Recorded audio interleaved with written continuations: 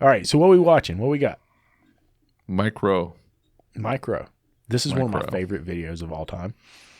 Oh, You never seen it? I don't think I have. Okay. I'm not a big fan. I mean, he's okay. He's an interesting guy. I mean, it's just I don't think he's well spoken. I don't think this is he's the that video interesting. I was thinking it is. Oh, geez, I found the wrong video. You found the wrong video. Let me just look. Hang on. This is about PR. Yeah, no. You got the wrong one. Carolyn. There you go. I sent you the right one. I don't even want to hear about resolution, bro. Resolution.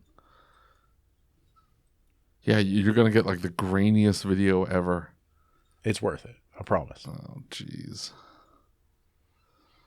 Hey, a huge thank you goes to Shopware for sponsoring this video. In my opinion, they are the absolute best shop management system. Lucas and I both use it at our shops, and we believe it allows us to provide our customers with a unique experience unlike anything on the market right now. If you want to see what we mean, click on the link in the description below and schedule a demo today. And now, on to the video. Freak. Okay, All right, let's watch this video. this. And Mike Rowe is the creator and executive producer and host of Discovery Channel's Dirty Jobs. That's true. My wife thinks you're terrific. Your wife has excellent taste, Senator. Thank you. Give her my regards. I will. And thank you officially for having me here today. It really is a thrill and an honor. One small thing. The credits for the show are very kind. In truth, I'm more of a guest. I assume the role of an apprentice on Dirty Jobs, and for the last 7 years or so, I've traveled to every state and worked in just about every industry with people you would otherwise never get a chance to know. They're anonymous folks, many times in small towns you wouldn't find on a map, who do the kinds of jobs that make civilized life possible for the rest of us. In the history of TV, it's probably the simplest show ever, but there's some very big themes that run through Dirty Jobs. And over the last 6 or 7 years, I've personally had a front row seat, and I've watched the headlines catch up to a lot of those themes. Thus, the simplest show in TV has become interesting in a way that I never anticipated or intended. I could talk certainly at length about any of the people I've met in the show, and I'm tempted to, but I'd rather take a small portion of my 5 minutes and tell you about my grandfather, because he's the reason ultimately that I decided to come here today. His name was Carl Noble, and he made his living in Baltimore as a master electrician.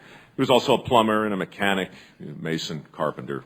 Everybody knew him as a jack of all trades.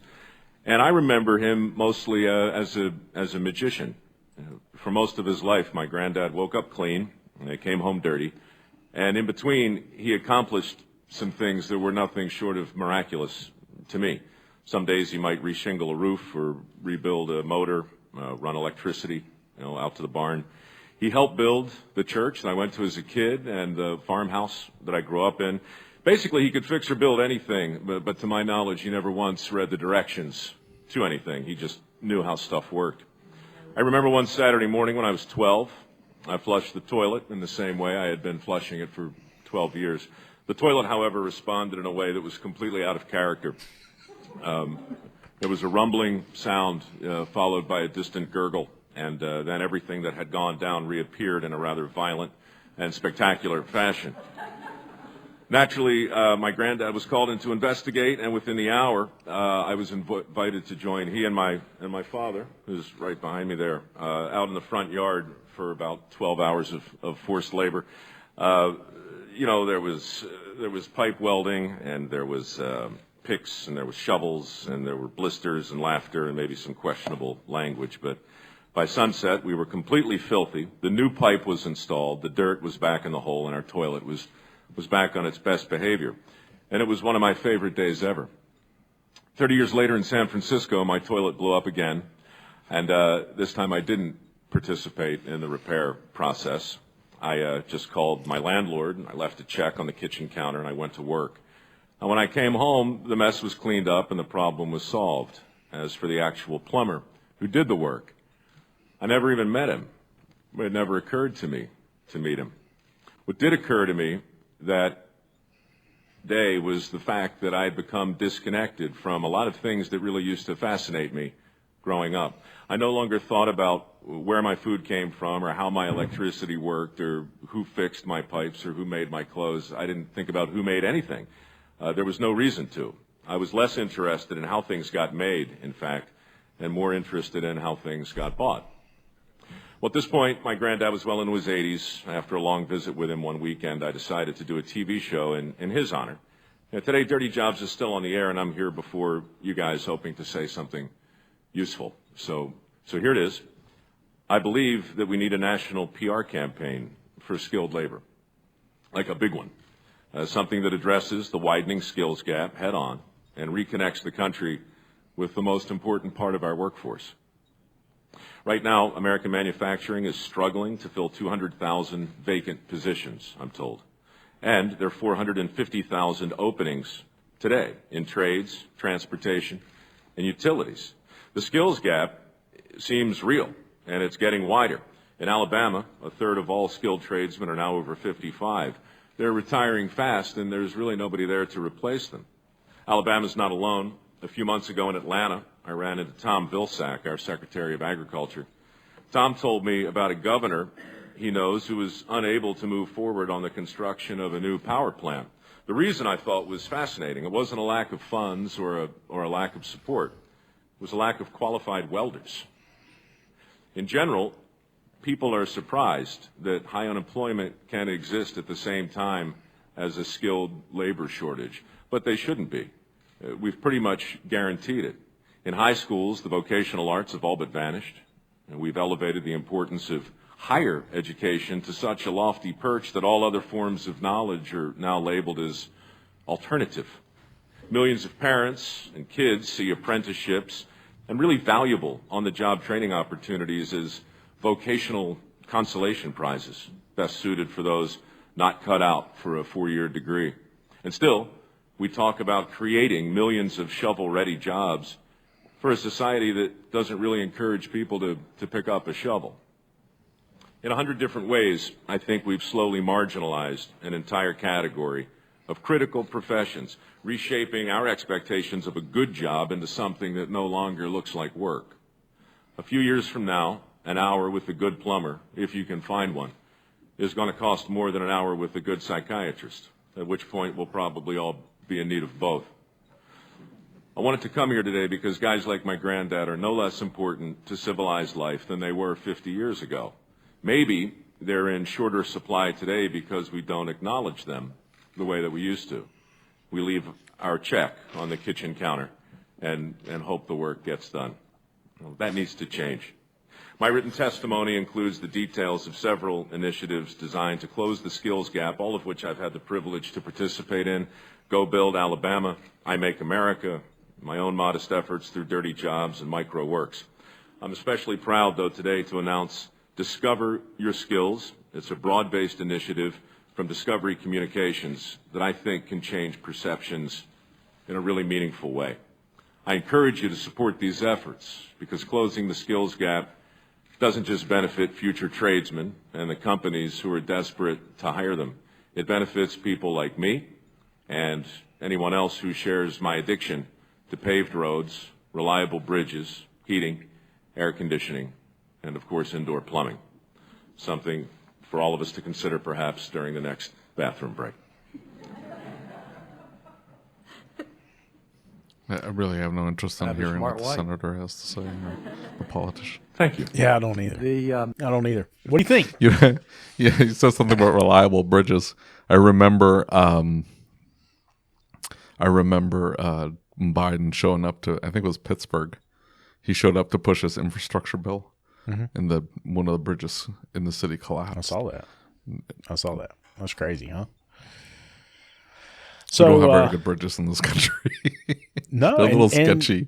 And here's the thing: is the men that built those bridges are no longer around, right? And I think that we all love the infrastructure that we have, right? I mean, it's worn out. It's had it, but I guess the point is there's really not enough people to build it back if we had to. You know me, I'm a big fan of World War II and World War II history, right? They brought up the fact that many of those machines that could never go back into service because there's nobody left that knows how to put them back in service. Nobody that knows how to work on them. Could it be that they're archaic? That's why nobody can work on them, because they're archaic and convoluted. Of course. But so here's my thought though, is that does that mean that technology has advanced at such a rate that we've outpaced the ability of the workforce? The workforce in this country, maybe. Okay. The work's just been outsourced, dear. Well, I mean, it sure seems like we're outsourcing everything now. Well, I know. That was the... Can you outsource a bridge? No, but the steel has been outsourced. The engineering's been outsourced. The design's been outsourced. And, now here in the last few years, the workforce has been outsourced too. They're just pouring in from across the seas and are jumping over the border, and they're now filling the gap to do the actual physical labor that needs to be done to do it. Look, at the end of the day, this is just a money thing. Okay. And some of these jobs just don't pay well, or don't pay enough. And he's right, but that's sort of the problem. The psychologist is more valued than the plumber. And so somebody is willing to pay a psychologist $250 an hour to tell them about their daddy issues than pay the plumber to fix their toilet so the toilet flushes properly. But here's the thing, is that they've never experienced what it's like when you don't have that, right? I get it, but I'm saying, like, right now, that's the deal. I understand. I'm just saying, I remember my grandmother used to keep all the old plastic containers, right? And she had like old country crock containers and things like that. And I remember her saying to me one time. I do that. Well, I mean, I understand, but I'm just saying, like, I remember her reasoning is she had lived in a time where you may not have the opportunity to have something, right? And she saved the leftovers, and she said, look, I've always canned preserves and things like that. There could be a time when you may not have the opportunity to have that. Listen, dear, you just need more exposure to some Hispanic families. Listen, we keep everything. Everything. But old butter containers, the containers the deli meat come in, you buy the ones that have the containers because you get a free container out of it. Yeah, the one with the bacon grease. The red top one where it actually snaps red top on. Yes. Yeah. And you keep the bacon grease. Yeah, because it's bacon grease. Listen, everybody keeps the bacon grease. I know a lot of people don't keep the bacon grease. You have to keep the bacon grease. You have to keep the bacon grease. And people throw out the bacon grease. But here's my thing, though, is that these people, I shouldn't say these people, society as a whole. Why has it got to be these people? Doesn't respect. Why is it usually me throwing things off and now you're throwing things off? What's up with that? I think society as a whole doesn't respect the skilled trade. Society as a whole doesn't respect the infrastructure that we have here. Society as a whole doesn't respect what was given up to get where we are today. No. Right? And it really speaks to me what he says when he said, I have become obsessed with how things are bought, not built. Right? When I was growing up, I loved that part of my life. My dad built houses. We owned a family business. We worked on our own cars. We did all of this ourselves, right? And I loved it. And that's what gave me the passion to work on the cars and to do what I do today. And so I think about that. Those two things don't go together, though. What? His whole story with the grandfather was stupid. Like, okay, so grandpa could do everything. Great. Guess what? We have a division of labor now. I don't need to know how to replace the pipe in the ground for my septic system to work properly. I don't need to. I hire somebody to do that. That's the point. Like, I don't need to know how to run electricity from from the house to the pole barn. get it. I don't need to know how to do that. I hire an electrician.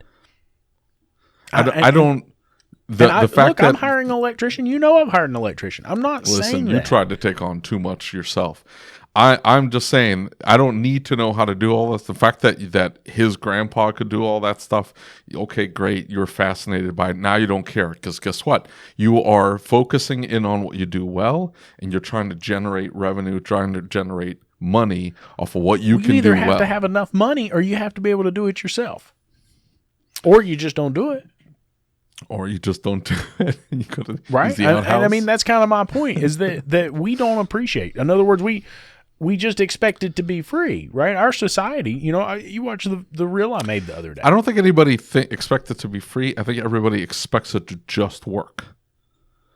Okay. They just expect it to work. And the disconnect then comes when it stops working and somebody that knows how to fix it walks in and says, hey, it's going to be $1,000 to fix this. And then the person who has never experienced having to fix that problem goes, what do you mean it's $1,000? It's like, yeah, it's $1,000 to fix this. I think that's too much. I'm sorry. How often have you priced this particular problem? Do you have any experience fixing this problem? Do you know how much work, experience, knowledge, tooling, parts needed to fix this problem? No, I have no idea. $1,000 just sounds like a lot of money to me. It is a lot of money. It's a lot of money to all of us. Well, the point, though, is that if it costs $1,000, it costs $1,000. And that's just it. That's the problem, though.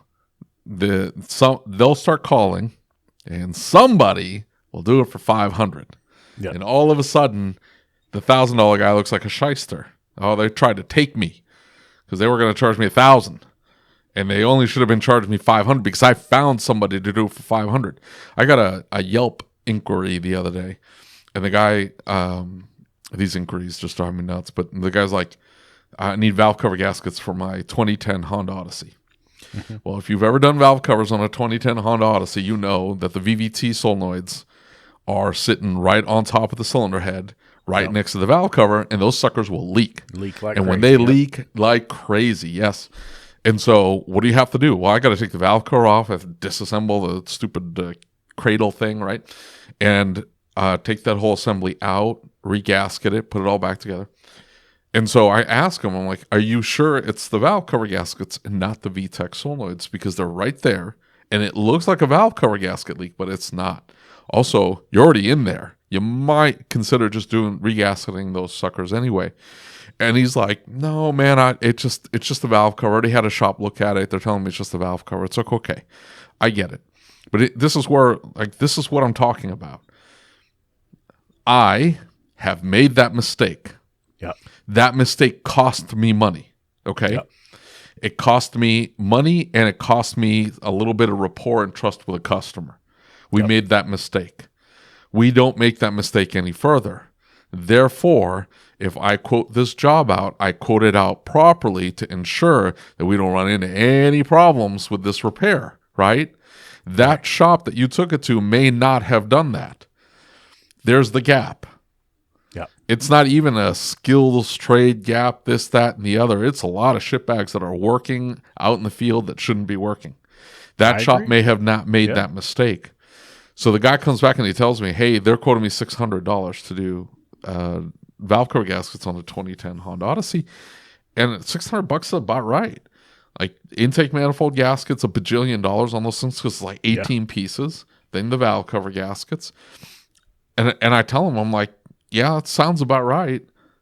But you probably should be doing spark plugs. You probably should be doing a valve adjust. You probably should be replacing the VVT solenoid. That whole mess is like $1,500. That's what you should be spending. If you don't do it now, it's going to be more expensive later. You're going to be without your car more. It's going to be a thing. It's going to be a thing. And that was my point. And he goes, no, man, I'm just trying to find somebody who can do it less than $600. And I don't understand. I did. I told him, I said, okay, good luck. But here's the thing, like, think of the thought process behind this. Think of the thought process behind this. This shop has told me it's $600. This second shop has told me it's $600. There has to be time, equipment, parts, and just knowledge to do this job, and that just happens to cost $600. If I find somebody who can do it for $400, I have to be giving up something. Yeah. Absolutely. Right? I tell my clients all the time, if you find somebody that's more than 10% away from where I'm at, I promise something is not up. right. Yes, something is not up. right. And so, and I don't understand the disconnect in people's minds. Why they don't put that together. They don't go. They really think that everybody else was just that much more expensive, and they were just padding the ticket. They just wanted that extra profit. Is it because we look at everything like it's a commodity now? Is it because we're used to Amazon, we're used to eBay, is eBay even still a thing? We're used to definitely a thing. Get out of here. You know what I'm saying? We're used to getting online and buying something and seeing different prices for the same thing. Has it taught us that? And I guess my next question for you, Mr. Economy, I got schooled by all these people said I needed a lesson on the economy. And look, the point of my video was not even necessarily about the money. The point of my video that I made the other day was really about the respect and the value that you place on a skilled tradesman. You may not even realize how much value they have until it comes down to it. You may not realize that skilled tradesman has a very, very specific skill set that you need.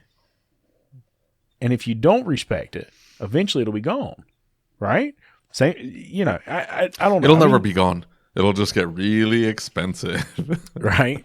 Supply and demand. The other day I had a client, and she called and she said, my husband is really, really upset with you guys. And I said, okay, explain what's going on. And she said, well, he had already had another shop look at the vehicle, and he said that the repair is something that you should cover under a transmission warranty. We'd put a transmission in the vehicle and said they know for a fact that's what it is, and you're not warrantying it. And you're saying it needs all this other stuff, and he's really unhappy about it. I said, well, he's more than welcome to stop by and let's take a look together. Okay? And he brings up that the same job that we're talking about having done is going to be $500 somewhere else. Now here's the deal. They've got an oil leak. Okay? And they say that the transmission is the cause of the leak. It is a Chrysler product. And can you imagine that there is oil coming from the valley of the engine? Okay. So Eric takes a borescope and he goes right up to the bottom of the cooler and filter adapter housing, and he shines the light on it, and you can see the dye that we've put in the engine coming out of the back of the adapter, right? Like running right down the block. It's obvious. There's no ifs, ands, or buts. We don't even need to talk about it. It's leaking. Yeah. And we said, look, if you have a transmission leak, we'll definitely take care of it, but it's leaking so much, I can't tell if anything else is leaking. It's pumping the oil out of the motor faster than I can pull oil back in it. Yeah. It's leaking, I promise. Like, I can see it. Mm-hmm. And he's like, no. Besides, I've had an oil cooler put on one of those for $500. How'd they pull that off? Right? I don't know. And I explained, gaskets. Just gaskets. Right? That's all. That's probably what it was. Right? And it was probably this vehicle that they did for $500, and it's probably why it's leaking again and why this is such a deal. But my point is that here we are. It's not always the gaskets that leak. It's the sonic welds. Right. So and even if you do regasket, it's like, dude, I can regasket this, but and it in 2 weeks, in 2 weeks when the sonic welds crack and they start leaking, there's no fixing that. You have to replace the piece. So that's why you just do the whole thing. Right, and I can't help but think, all right, let's put this in perspective. If somebody could have done it for $500, right? But can they do it again for $500? In other words, if they have to take it back for a warranty, can they do it? No, they're not. Do they have any money left to fix it if they have to fix it? There is, if the way you would do it for $500 is you're charging what you bought the part for, or you're buying a knockoff on eBay or Amazon, and then you're not charging. You're reusing the plenum gaskets, and probably you're charging the oil cooler itself. You're not changing the oil cooler.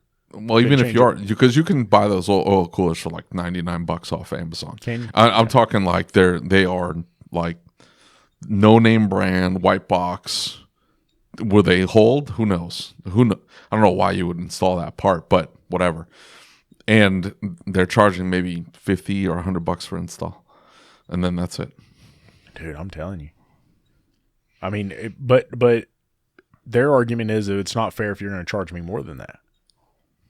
Yeah, I don't know. Is it fair? What's that, to charge more? Yeah. That job is worth $1,000. Like that's what it should cost, at least in my area. That's $1,000 repair. If you're doing it for less than $1,000 and more than like you're saying, 10% swing, you're giving something up. Something is up. Something. Right. Something. The warranty is not as long. If there's a problem, you're going to get out of it. I don't know. I don't know the solution. Mike Rowe didn't have the solution either. How old was that video? 1992? Yeah. Old video. But it got worse, if anything. It got worse. But there again, I think the point he was trying to make is that we don't respect the skilled trades. We don't. What does everybody, the joke, this happened on Twitter a few years ago. I don't know if you remember this, but a whole bunch of journalists were getting laid off. These media companies were cutting payroll fast because they were losing ad revenue. They were losing out money. And so their solution was, we need to trim. And so they were firing these journalists, and the trend on Twitter became, oh, you lost your job? Sucks. Learn to code. That's what they were telling everybody to go do, is learn to code. Not, hey, go learn to be a plumber, learn how to fix cars, go learn how to run wire, go learn how to switch up a breaker box, like, how to replace a septic tank. No, it was learn to code. That's the mentality of every parent who has a kid in high school. They need to go to college. You say that, right? You say that. And I get it. I really do. I completely get it. But I'm just saying, you look at our local high school. You look at Eric at the local high school. Dude, I'm going to tell you what. He has got a line out the door to get into his program in that school. A line out the door, David. He is absolutely full. The class is full, and it's full in perpetuity until like semesters away. To the point that kids can't even get into the program because they love it. That school looks like it is nicer than every other shop ever, other than Seth Thorson. His shop is nicer than that school. Everybody else takes second fiddle to that school, right? Yeah, of course. So what are you setting those kids up for? Those kids are going to go into that school, and they're going to experience that. And then they're going to go out into the field, and it's like, hey, where's my brand new Rotary Revolution doodad thing? And the guy's like, what are you talking about? You got a mid-rise lift from 1994. You got to smack it on the side to get it to go all the way up. And be careful. If you hear it creak, it's coming down, jump. And the kid's like, wait, what? This isn't where's the new scanner? It's like, yeah, there's my OTC Genesis. It's covered in dust. We're going to go dust never it been off. Plugged into anything ever. It's never been plugged in. Right, you still got the plastic top and the OBD connector. The kid's like, this isn't what I signed up for. And then what? Or he goes to the dealership and it does look like that. And the dealership's like, hey, for the next 8 years, you're going to be doing oil changes and air filter swaps. And the kid's like, no. I just went through this fantastic program. I learned electrical. I learned how to follow a diagnostic tree. I learned how to think, how to process problems and find a logical solution to them. Like, I'm ready to do some hardcore work. And they're like, yeah. First come, first serve. You're on the lube rack until there's a spot open. And then what? The kid gets burnt out and he's like, I'm going to go be an HVAC tech. So what is the solution in your mind? I'm blaming the parents. Okay. I am a parent. I'm telling you right now, the conversation in my house is not going to be you have to go to college. That is not going to be the conversation. The conversation is going to be let's flesh this out. What does this look like? What is it that you want to do? In my mind, my daughter wants to be a dog groomer. Okay. She loves dogs. She's obsessed with dogs. It's her thing, right? Every dog, doesn't matter. Big, small, doesn't matter. She loves them all. If that's what she at 16 is still obsessed with that, then we are buying a truck, a trailer, and she's going to start a dog grooming business on the weekends. She's going to be driving around. We'll set her up with a subscription model. I've got the whole business plan already laid out, ready to go. And this cute little girl goes up there, and I will cut your dog's hair for you on a subscription basis. You pay me monthly. I come out. I do it 2 to 3 times a month, whatever it is that you Dad need. gets his 10% cut. Everything's good. No. I just help her set it all up and then show her how to not to go broke. It's like, hey, learn from all my mistakes. But here's the thing. Look, if she doesn't end up going to college, so what? Who cares? Like she'll be making bank as a dog groomer, right? Doing what she loves to do.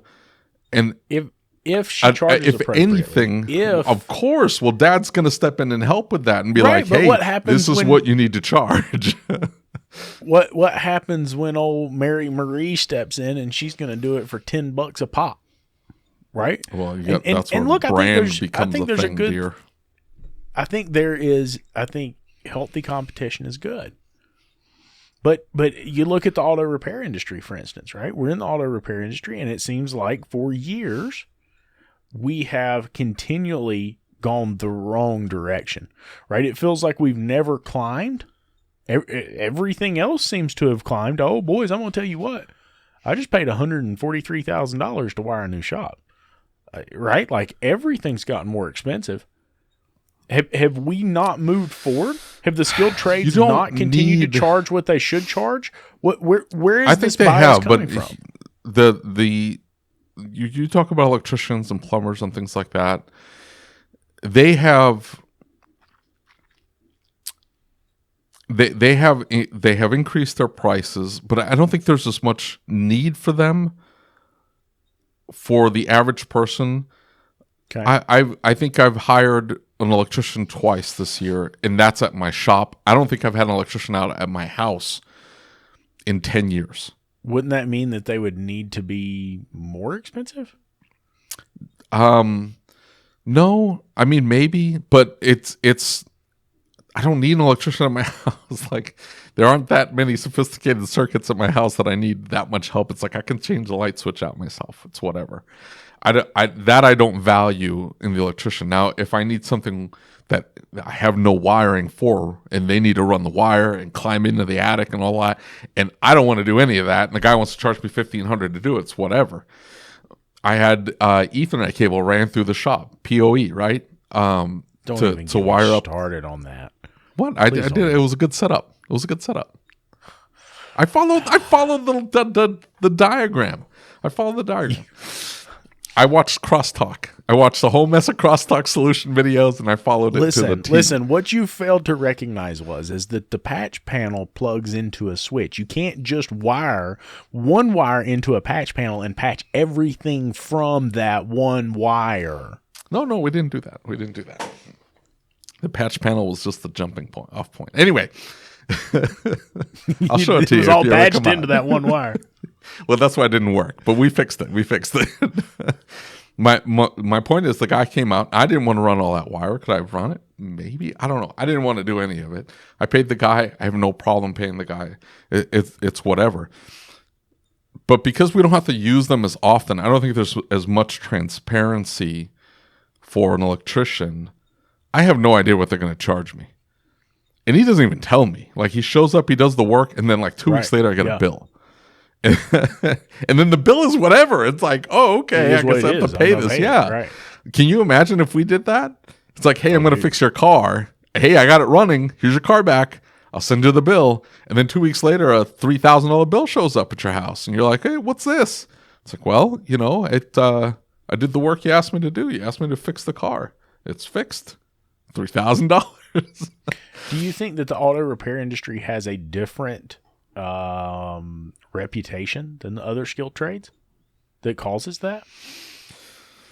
I mean, look, I watch the videos with the roofers. I've watched the videos with the HVAC guys. I've watched the videos with the plumbers. I've tried to research some of this, and those guys seem to be fighting the same problems we do. There's guys that make videos that show the HVAC guy that goes out and scams people. And they go out and they say, you need this, you need this, you need this. And it is literally a scam, right? And I know the majority of them are not that, right? I definitely, beyond a shadow of a doubt, know that is not the majority. But it's the same with auto repair. The majority are not scams. The biggest issue I see is that other shops are calling out and saying, hey, that guy, he charged you more than he should have. Hey, I think he scammed you. Hey, the car's not fixed. It's probably because they tried to rip you off. I mean, what is this thing? I don't know. I don't know. The HVAC guys, it's like they could. A perfect example is at my shop. I've got an old, heating unit, really old. It's probably 20 years old, 25 years old. So it's inefficient, right? We had something break. They don't make parts for this thing anymore. Right. And I had a guy come out, and I 100% trust this HVAC company. Mm-hmm. They come out and they look at it and they're like, yeah, that part there failed. What do you want to do? We can't find the part. If you find one, I'm happy to put it in for you. No guarantee it's going to work. Or you could just replace the whole unit. And it's like, $3,000, $4,000 to replace this unit, to hang it in the ceiling there and run it. Just heats the office and the break room and stuff. But doesn't heat anything else. And you're just like, okay, well, I get that. We can't do that in our field. You see what I'm saying? And it's I agree. And I think you get to the point that eventually you reach the glass ceiling if you just keep saying, hey, just replace, just replace, just replace. Right? Well, that's the argument they're making. So they're saying just replace it. But I'm saying, in our world, I can't just go, man, that module's old. I don't know that I can find another module like it. Why don't you just replace the car? I got one in the back. I can sell you. Right. There's definitely intricacies to that. Right. And it is a different world. It's a different market. I think back about, the 40s, 50s, and 60s. And much of what we had was built and was made, right? The sheet metal guys built the furnace up from the base and just bought one little piece, and it had a couple wires and a couple switches on it, and that's what it was. That's what it did. And of course we got more efficient. Of course things got better. The technology has gone leaps and bounds. But in the same respect, it replaced a whole generation of workers that had the ability to do that. And so I think that is a byproduct of the technology and the huge gains we've made in technology as a whole. But why do we, if that's the case, right, if we've reduced the need for these jobs, if we've reduced the demand for these jobs, why is there such a shortage? Why can't you find somebody to come do your HVAC work? Why is the electrician 4 to 6 weeks out? Why is the plumber 4 to 6 weeks out? Why is every auto shop full? I mean, you see what I'm saying? It just doesn't make sense to me. What do you think? I mean, why is it 100% of the time? Everybody in these businesses know how to do the thing, and not necessarily how to manage people. Right? Does that make sense? Absolutely. They're not recruiting. I've absolutely been through that. Yeah, they're not recruiting. They're not building culture. They're not. I keep going back to Twitter. Did you see some of the perks of these employees? They all got fired. But dude, they had a wine bar. They had a wine bar and a yoga room, and so you go into work and you show up and you go to yoga, and then you have a little sip of wine, some mimosas in the morning, whatever. So you're a little buzzed to go into work. You answer a few emails, and then you go down to lunch. They make you lunch there, and it's whatever the hell you want, right? They'll make you whatever. Yeah. And then you go and you look at that and you're like, yeah, that person's not going to choose to go work on cars. But here's the thing, there's an appeal to that, right? And all of the human resources people, all of the people with the soft skills went into that field. They didn't become electricians. Right. And so the skills trades, I think, need those soft skills to then be able to make the business more appealing to more people. Do you think that's the difference when we look at what's a good example? A Dwayne Myers, right? You look at Dwayne's shops, right? And then you look right down the street from Dwayne's shop, and there's the single 2-bay shop. They still use paper tickets. You see what I'm saying? Yeah. Is that the difference maker? And is that the difference maker in experience? And who's to say the consumer wants the better experience anyway? I mean, I think they do, right? Like, I stay busy all the time. We focus on experience first. I know the electricians we dealt with, and I love those guys to death. I'm not saying anything bad, but I mean, that's not what they do. They wire your house, right? That's my the point. HVAC guys, like, hey man, it just is what it is, bro. You're going to be waiting on me. I'm going to show up when I show up. Like, you're welcome to call and ask if I'm coming today, but I will say, like, the HVAC company that we use, man, they're all about technology and experience. It's a whole thing. They have a whole shtick, a whole spiel. I'm getting text messages, pictures from the guy who's going to show up at my house, the time, the text message saying they're on their way. I mean, it's a whole thing. It's a whole dog and pony show, but they're struggling to find people too. And it's not, and I'm not saying like pick on the individual companies. I think it's a whole, the industry as a whole. There's no soft skills. So there's no culture. There isn't an appeal there. You see what I'm saying? And then at the same time, like, you're not going to be able to charge enough necessarily. You're going to price yourself out of the market. If, hey, I need to install a wine bar at my shop for that 5:30 time when everybody can go have a sip of wine, and I need a yoga room. Well, all that costs, right? And I can't just run off of VC money like Twitter has for 10 years. That's not going to work. I'm going to have to pay for the yoga room. I'm going to pay for the wine bar. So what you're saying is we're sending all of the people that we need for the skilled trades and for industry elsewhere because of all the lush treatments and all of the amenities offered in other jobs. I don't think anybody's ever made a concerted effort to bring in specifically those soft skills. In other words, look at it this way. You're trying to hire a technician. You're more interested in their diagnostic ability or their ability to turn work than you are with their interpersonal skills. Yes. Because that's what makes you money. But at the end of the day, that person may be able to turn you hours, but it's their lack of interpersonal skills that then creates maybe some strife or some chafing with everybody else, and you have somebody get run off. Yeah. You see what I'm saying? Like Absolutely. Tech A, Tech B, and Tech C You damage the well-oiled machine. You damage the well-oiled machine that was doing what it was supposed to be doing. It's not even that. It's like you need to come into the industry with a certain level of callousness and a certain level of thick-skinnedness to be able to then put up with some of the BS that you have to put up with. Look at the videos. You've seen the video of the kid looking for the air leak with the tire off the rim? He's just like rotating the tire. And what's everybody doing standing around? I think he worked for Mike Allen.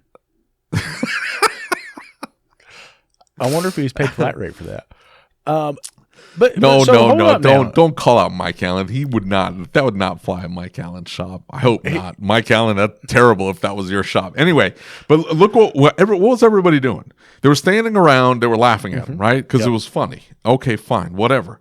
But how do you think that made that kid feel? What's that kid gonna do? It's like, screw this. I could go work at freaking Popeyes. Well, maybe not Popeyes. You get shot at Popeyes, but I could go work at a Chick-fil-A. Yeah, I know. It's crazy, right? Oh my God. As the fights are funny. Anyway, so you're saying I could go work at Chick-fil-A. Well, he could go work at Chick-fil-A for $17 to $20 an hour and not put up with any of this BS. Yeah, but it's going to be part-time, right? So as opposed to getting 40 hours a week, you get 20 hours a week. You're assuming that this kid was getting paid 40 hours a week. He probably wasn't. My point is, like, it's that lack of soft skills exhibited by that shop. They're not looking at this as a recruiting effort. They're not looking at this as we need to pull in good talent because that kid could have turned into something. They're looking at it as let's make fun of the new kid. and then that's it. Where they go into anywhere else, they go into a corporate setting. That's not happening at the corporate setting. Right. That's because there's a whole HR department you can go complain to, and all of a sudden there's a bunch of people getting in trouble, and there's all these memos getting passed around about how we treat new hires. That's not happening at a corporate setting, but it happens at our shops. And that's because all the people that know not to do that don't end up at the shop. They end up in corporate settings at those white-collar jobs. They don't end up in the skilled trades. And so, yeah, I mean, everybody... So you're saying we have an attraction problem. We have an attraction problem. If we have an attraction problem, we clearly have a pay problem too, right? I mean, not everywhere. But I think a lot of places you can't earn what you need to earn, right? I think a lot of shops. I think that's changed significantly over the last just 5 years. I agree. I think most shops have gotten out of the idea. There were a lot of comments on that video saying like, "Hey, the owner's telling me he can't pay me but $600 a week, yet he's over here making these lavish salaries." And I think a lot of that is just misinformation. They don't understand. They don't know the financials of the business. They assume that's what it is. Yeah. But there are, right, as I think back about this, there are quite a few owners and people that we thought were like on the up and up, right? Like me and you have talked about this a little bit. That you turn around and you find out, hey, they weren't paying their guys or they were doing really shady stuff behind the scenes. And that, I get it. That's life. But there's some of that too. I mean, so we have an attraction problem. We have a money problem. What else? What other problems does David Roman think is going to fix the skilled trades tomorrow? I don't have the solution. I'm just calling it out for what I see. You say it's not a money. I don't think that's a money problem. I think there's enough money in the industry. There's enough money being charged at the better places, but I see it entirely as that kind of thing. The skills needed to be successful in the automotive industry in particular. I can't speak for HVAC or electricians or plumbers. Like, I don't know about those people. Good luck. But in my B&I group, our plumber, I mean, he looks like he's been digging ditches all day. He always looks like he's been digging ditches all day. Because he has been digging ditches all day. He has been digging ditches all day, and I get that. But if you're trying to recruit somebody, who is it that you're going to bring in? The guy who's willing to dig ditches. But if we don't appreciate, in other words, it almost feels like you're saying that the hard work is what Americans don't want to do. Because, I mean, it is hard work. There's zero doubt. Being an auto repair technician is hard work. Being an electrician, boys, I'm going to tell you what, I watch these boys in here bending this pipe and crawling up on top of these lifts and working with it and trying to push the wire and pull the wire. No, it's hard. It's in uncomfortable places. It's hot. It's cold. I don't know that everybody's afraid of hard work, though. I don't know that everybody's afraid of hard work. I think but if all they see, they have to see some of the better side of it. Not just the BS. You see what I'm saying? Yeah, I do. If I'm going to attract a better technician, if I show them our setup to desolder MOSFETs off of a circuit board, and hey, this is how we clone this, and this is how we program that, and they see some of the cooler tech, and this is how we hook up the scope, and they see some of that cooler technology, they don't necessarily need to see, hey, that muddy E350 needs tires put on it. Right. If all they see is the E350 muddy tires and they're doing E-rated tires on a Friday afternoon that I need it done by 5 and those big heavy tires and they're muddy and gross and they don't pop and you got to use the stupid cheetah and all that awfulness, if that's all they see, I'm only going to attract people that are willing to do that because that's all they can do. Okay. Does that make sense? It does. That's all they're capable of ever doing. I don't know that they can do the grunt work. I had a conversation with somebody earlier, and he was talking about how would you ask for a raise, right? And it for me, it came down to being informed. It came down to asking. It came down to communicating and talking. And that's one of the things I love about our shop is we all talk, right? Hey, man, I'm really struggling right now. What ideas do you have? Right. And we've had that talk with some guys before. Yeah. And I guess my point is that environment is what I love about my shop. That environment is what I love about the skilled trades. The ability to be yourself, the ability to not have some proper, and I'm not saying we don't have like a proper way to approach things. That's not it at all. I guess what I'm trying to say Flexibility. is that we've got flexibility and we can be ourselves and we can have our own culture and we can laugh and we can joke and we can have a good time. That's what I love about it. And I think that's what a lot of skilled trades workers love about their job. A lot of these guys, man, I want to tell you what, there's some guys on YouTube, pump concrete, dude, they have a blast and they make a fortune doing it.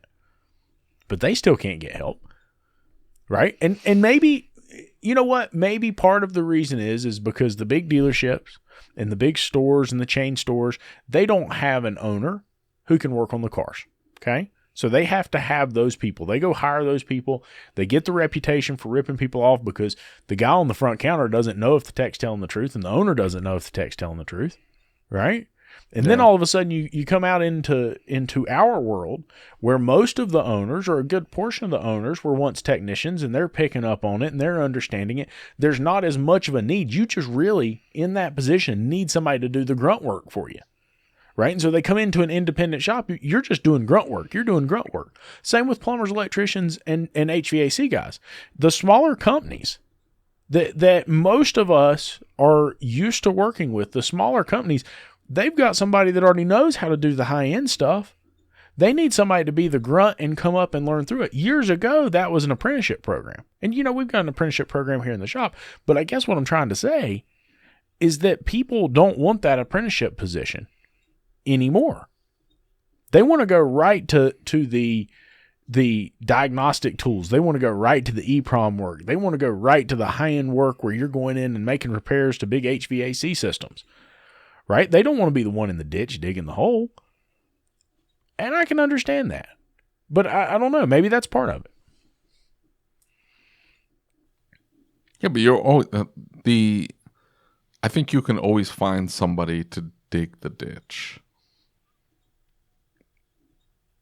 You can't find people that can do the diagnostic work. That's true. That's true. I think we need to attract more diagnosticians into the field. Instead of the person going to go code, they need to learn how to swap out. How many, if we look, let's say there's 100,000 auto repair. I actually think the number was 386,000 auto repair technicians needed. Yeah. And if there's 386,000 of them, how many of those need to be an A-level diagnostician? I think if you ask the shops individually, they would say all of them. There's not enough work for all of them. The hell there isn't. What are you talking about? There's not enough of An that A-level level work. Yeah. What we're gonna do is we're going to flood the market. If we had 386,000 A-level technicians today, it would reduce their value substantially. No. You don't think so? No. Well, yes, you're not going to pay a guy $200,000 a year. Right. But they can all make 100. Okay. That's my point. You but can if, always if find you had tire busters. 386,000, it would mean that every shop in town had a high-level diagnostician.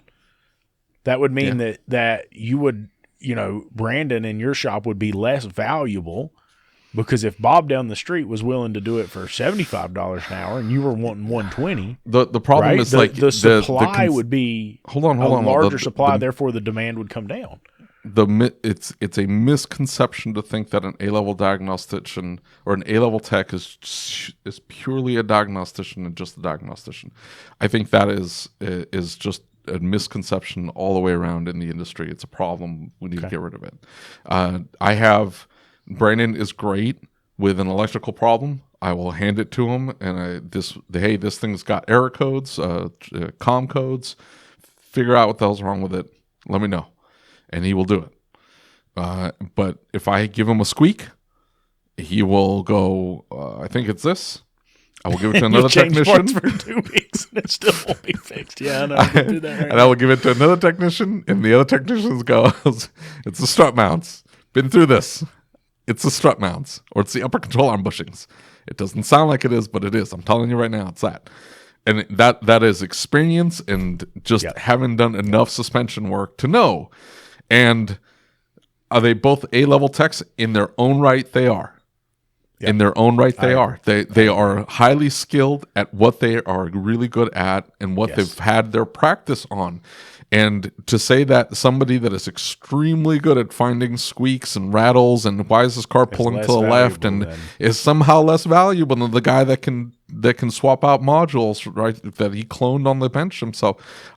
They're both needed, is my point. Yes. And they're both valuable. And I would consider them both A-techs. Would I give one electrical work and nothing? Yeah, I mean, I'm not going to give my suspension guy electrical work. It's not, he doesn't like it. He's not that good at it. He can do it, most of it, but not all of it. And he gets frustrated and it's not in his wheelhouse. Give him what he's good at.